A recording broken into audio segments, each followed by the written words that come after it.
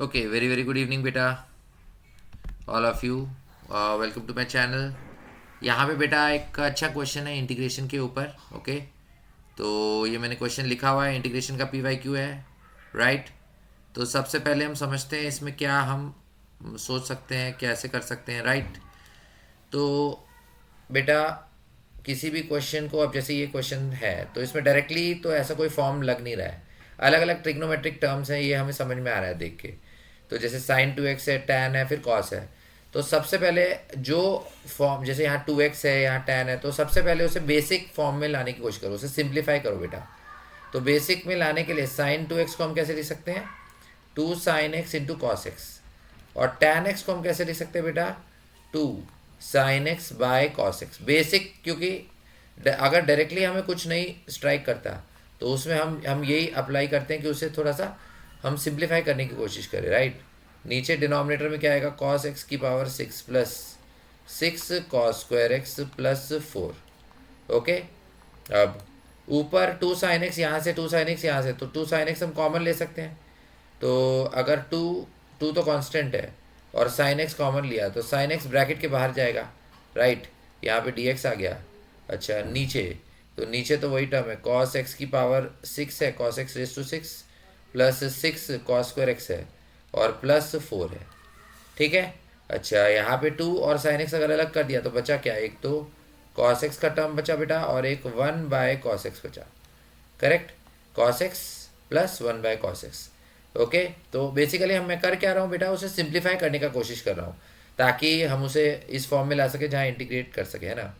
तो 2 फिर ब्रैकेट, अगर इसमें आप एलसीएम लोगे तो अगर एलसीएम लोगे तो cos² x आएगा और 1 आएगा, और ये इसके डिनोमिनेटर में जो cos x आएगा वो एज इट इज़ इधर ही रहेगा, cos x। बाकी ये तो ऑलरेडी सिंप्लीफाइड फॉर्म ही है ब्रैकेट का, तो ये ऐसे ही रहेगा, cos x⁻6 प्लस 6 cos²x + 4, ठीक है। फिर साइन एक्स हमने अलग कर ही दिया था तो वो साइन एक्स हो गया, डी एक्स हो गया। ओके, अब इसमें फिर आगे बढ़ते हैं। तो अगर फिर इसमें आगे बढ़ना है तो अब देखो, अब यहाँ आपको खुद से स्ट्राइक करना चाहिए कि साइन एक्स इधर डी एक्स के साथ आ रहा है, तो यहाँ सब्स्टिट्यूशन की संभावना है, क्योंकि सारा एक्सप्रेशन साइन को छोड़ के बाकी पूरा कॉस में आ गया। तो अगर मैं कॉस एक्स को ले लूँ टी, तो अगर मैं बेटा कॉस एक्स को ले लूँ टी, तो इसको डेरिवेटिव करेंगे, डिफ्रेंशिएट, तो -sin x dx क्या बनेगा बेटा, डी टी। -sin x क्या बनेगा बेटा, डी टी। यानी sin x dx को मैं -dt लिख सकता हूँ, करेक्ट। sin x dx को मैं -dt लिख सकता हूँ, तो cos x की जगह t लिखा। फिर ये ब्रैकेट के टर्म में भी हम cos x की जगह t लिख सकते हैं बेटा, तो क्या आएगा, t⁻6 प्लस 6t² + 4। ओके, और इधर 2 तो कांस्टेंट है, उसको बाहर ले लिया, और फिर ब्रैकेट में क्या है हमारे पास, t² + 1, राइट। तो इस तरह से आ गया। अब ये -1 है तो कांस्टेंट है, तो -2 बन जाएगा ये।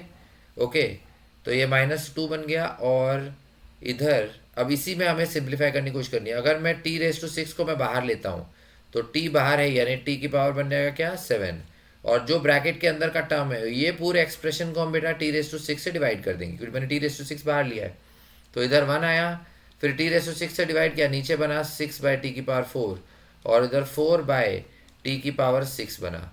ओके, और ऊपर क्या आया, t² + 1 इन ब्रैकेट्स, ठीक है, और dt, करेक्ट। तो आई होप मुझे समझ में, आपको समझ में आ रहा होगा, राइट। मैं धीरे धीरे समझा रहा हूँ, राइट। और हाँ, ये अब आप ये सोच सकते हो कि सर हमें ये कैसे स्ट्राइक करेगा, तो ये तो बेटा बाय ऑब्जर्वेशन ही है, क्योंकि यहाँ तक तो हम टैन और साइन में थे, लेकिन जब हमने फर्दर सिंप्लीफाई किया तो हमें ऑब्जर्व कर लिया हमने ये कि साइन एक्स बाहर आया है डी एक्स के साथ, तो इसीलिए, और हमको पता है कि कॉस का डेरिवेटिव साइन है, तो ये हमें खुद से सोचना पड़ेगा कि हाँ कॉस एक्स को टी लेना पड़ेगा, ठीक है।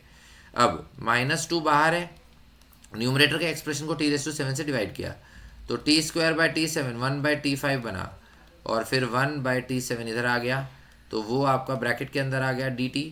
और नीचे जो टर्म है 1 + 6/t⁴ प्लस 4/t⁶, ये एक्सप्रेशन ऐसे बन गया, ठीक है ना। क्योंकि इस कॉमन इसलिए भी लिया क्योंकि देखो यहाँ पे डायरेक्टली अगर इसको हम कुछ मानते भी तो डिफ्रेंशिएट करने पे t⁵ का टर्म ऊपर आता, बट वो तो गिवन नहीं है, इसलिए कुछ बाहर लेके ही आपको कुछ सोचना पड़ेगा, राइट।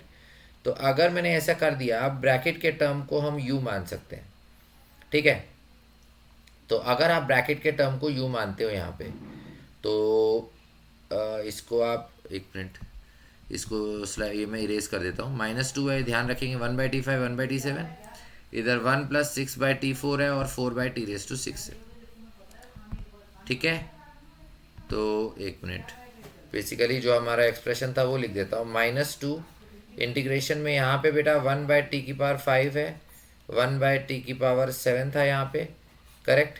नीचे हमारे पास 1 था, 6 के नीचे T4 था और 4 के नीचे T6 था। और ये जो ब्रैकेट का टर्म था बेटा, इसको ही मैंने u माना था, राइट। u, अब आप बोलोगे ये कैसे समझ में आएगा, तो बेटा ये तो फिर वही प्रैक्टिस है ना, क्योंकि डायरेक्टली अगर हम कॉमन नहीं ले रहे थे तो कुछ बन नहीं रहा था। तो अब अगर आप इसको डिफ्रेंशिएट करते हो, du 1 का तो 0 हो जाएगा बेटा, फिर 6 का, इसको t को ऊपर लेके जाएंगे तो T⁻⁻4 होगा, तो -4 आएगा, और नीचे T⁻5 आएगा, फिर 4, ये ऊपर गया T⁻−6 बन जाएगा, तो -6 आएगा, और नीचे T⁻7 आएगा, करेक्ट। 1 का तो 0 हो गया, और यहाँ पे ये बन गया dt। ठीक है, तो अब इधर 6 × -4, ये भी -24, ये भी -24, तो -24 हम बाहर ले सकते हैं। यहाँ ब्रैकेट में 1/T5 आया, फिर यहाँ ब्रैकेट में 1/T7 आया, dt आ गया, और लेफ्ट साइड में ये du आ गया। ठीक है, तो -2 बना, और ये वाला टर्म, हमें जो टर्म दिया है वो खाली इतना ही है, तो इतना ही पार्ट हमको लिखना है, यानी -24 du के नीचे चले जाएगा बेटा, तो du और -24 नीचे चला गया, तो वो बाहर ले सकते हैं, राइट।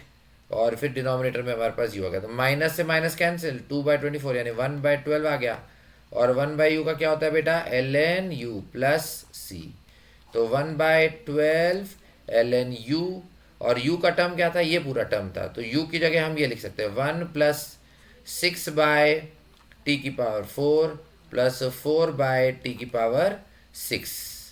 ठीक है, तो 1/12 आ गया बेटा ln, और t मैंने किसको माना था, cos x को माना था बेटा, तो t की जगह हम cos x लिख देंगे, यानी cos x⁴ प्लस 4 यहाँ पे आ जाएगा cos x⁶ और प्लस c।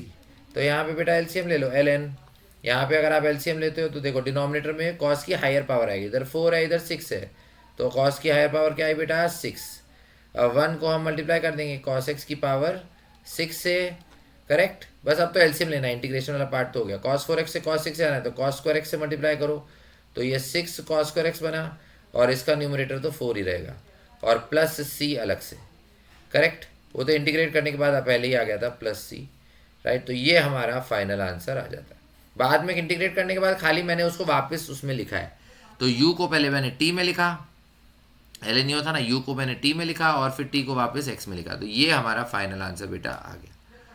ओके, अच्छा क्वेश्चन था इंटीग्रेशन का, तो मैंने सोचा इस पे वीडियो बना दूं, right. Please like share and subscribe. Thank you बेटा, thank you for watching the video.